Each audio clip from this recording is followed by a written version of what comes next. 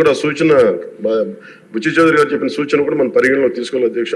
ఎందుకంటే రేపొద్దు దీంట్లో రేపొద్దు మనమే కనుక 18-20 ఎంత ఇది 18,000 కోట్లు ప్రస్తుతానికి వస్తే దాంట్లో కనీసం ఒక సర్టెన్ శాతం ఒక 10% అంటాం, ఎంత పర్సెంటేజ్ పెద్దలందరూ కూర్చొని విఘ్నులందరూ కూర్చొని దాంట్లో కొంత డి అడిక్షన్కి దాన్ని ఖర్చు పెట్టాలి అధ్యక్ష.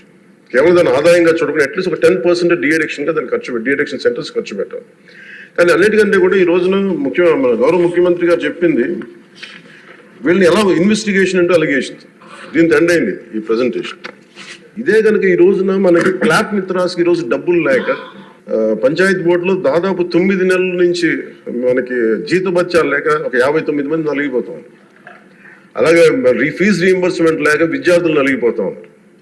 స్టేట్ ఎక్స్చెకర్లో డబ్బులు లేవు. కానీ అందరూ ఇన్ని కోట్లాది మంది జీవితాలతో ఆడుకుని వీళ్ళ చేతుల్లో మటుకు ఇన్ని వేల కోట్లు దాదాపు విష్ణుకుమార్ రాజు గారు చెప్పినట్టు 30,000 కోట్లు వెళ్ళిపోయాయి.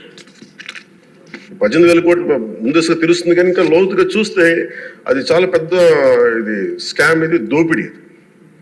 వీటిని కనుక మనం వదిలేస్తే తప్పు చేసిన వాళ్ళని గత ప్రభుత్వం సంబంధించిన ఇది ఇట్స్ నాట్ అబౌట్ వెండట పగా ప్రతీకారం కాదు, కానీ వీళ్ళని స్వేచ్ఛగా కనుక వదిలేస్తే వాళ్ళ అదృష్టవశాత్తు ఈరోజు వాళ్ళు అక్కడ లేరు.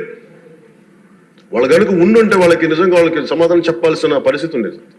తప్పించుకొని పారిపోయారు వాళ్ళు ఈరోజు, తప్పించుకొని పారిపోయారు వాళ్ళు. We have to make them accountable అధ్యక్ష. వాళ్ళు we have to bring them into accountability. They have to be penalised. వాళ్ళు దయచేసి గౌరవ ముఖ్యమంత్రి గారికి నేను మీ తరపు నుంచి ఆయనకి తెలియజేసుకున్నాను అధ్యక్ష, దయచేసి వీరిని please we have to penalise them sir. వాళ్ళకి సరైన శిక్ష పడాలి సార్. వీళ్ళకి తప్పించుకోవడానికి కుదరదు సార్.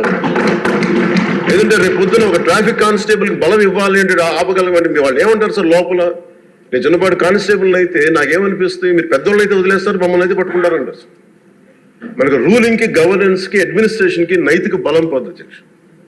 ఐ రిక్వెస్ట్ యూ, నేను మిమ్మల్ని నేను ఉద్దేశించి అందరినీ హౌస్ మెంబర్స్ గౌరవ సభ్యులందరినీ గౌరవ ముఖ్యమంత్రి గారిని అడుగుతున్నాను అధ్యక్ష మీ ద్వారా. They have to be punished and they have to be penalized whoever they are.